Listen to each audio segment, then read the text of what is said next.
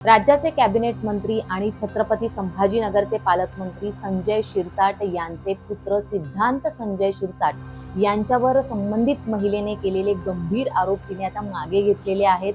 तिने असे आरोप केलेले होते की बाबा माझा मानसिक आणि शारीरिक छळ झालेला आहे. हुंडा प्रकरणावर त्यांनी गुन्हा दाखल करण्याचं नोटीस जी आहे ती सिद्धांत शिरसाट यांना पाठवलेली होती. तसंच फसवणुकीचं प्रकरणही त्यांनी दाखल केलेलं होतं. परंतु आता या प्रकरणामध्ये नवा ट्विस्ट आलेला आहे. या संबंधित महिलेने सगळे आरोप जे आहेत ते मागे घेतलेले आहेत. त्यामुळे नेमकं या प्रकरणामध्ये आता काय होणार हे पाहणं महत्त्वाचं ठरणार आहे. परंतु या महिलेने एका जी वृत्तवाहिनी आहे तिला माहिती देताना असं सांगितलेलं आहे की सिद्धांत शिरसाट यांच्यावर केलेले मी आरोप किंवा त्यांना पाठवलेली नोटीस हे सगळे माझे वैयक्तिक प्रश्न आहेत. हा माझा वैयक्तिक मुद्दा आहे. यात कोणीही पडू नये. माझ्या खांद्यावर ठेवून खांद्यावर बंदूक ठेवून कोणीही राजकारण करू नये. अनेक जे विपक्ष आहेत ते यावर राजकारण करण्याचा प्रयत्न करतायत आणि तो कोणीही करू नये अशा प्रकारची विनंती या महिलेकडून करण्यात आलेली आहे. तसंच तिने हेही सांगितलेलं आहे की मी या संपूर्ण प्रकरणाला फुल स्टॉप देत आहे. कोणत्याही प्रकारची नोटीस आता माझ्याकडून सिद्धांत शिरसाट यांना जाणार नाही किंवा जे काही आरोप केलेले आहेत ते आमचं सगळं वैयक्तिक मॅटर आहे. त्यात कोणीही पडू नये.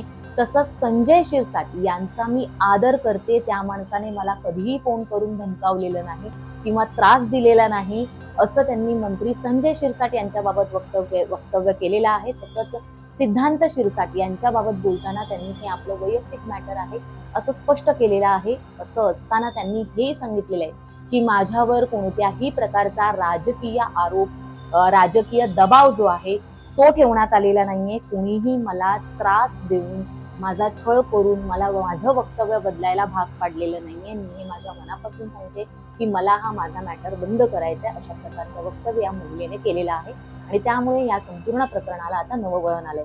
नेमकं या महिलेने काय आरोप केले होते तर या महिलेने जी काही नोटीस पाठवलेली होती त्या नोटीसनुसार जी सिद्धांत शिरसाट यांना पाठवण्यात आलेली होती त्या नोटीसनुसार असं म्हणण्यात आलेलं होतं की 2018 मध्ये जे संजय शिरसाट यांचे सुपुत्र आहेत सिद्धांत शिरसाट त्यांच्यात आणि या महिलेमध्ये सोशल मीडियाच्या माध्यमातून मैत्री झाली. त्यानंतर मैत्रीचं रूपांतर प्रेमात झालं. दोघांनी बौद्धिक पद्धतीनं विवाहही केला. 2022ला त्यांचा विवाह पार पडला. त्यानंतर त्यांचं वर्तन बदललं आणि अनेक महिलांसोबत त्यांचे असलेले अनैतिक संबंध जे आहेत ते या समोर आले.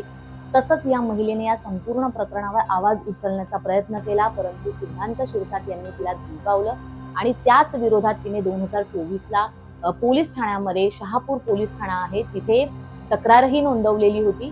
परंतु त्याची कोणत्याही प्रकारे दखल घेतली गेली नाही. तिच्यावर राजकीय दबाव टाकून ती केस बंद करण्यात आली अशा प्रकारचे आरोप या महिलेकडून करण्यात आलेले होते.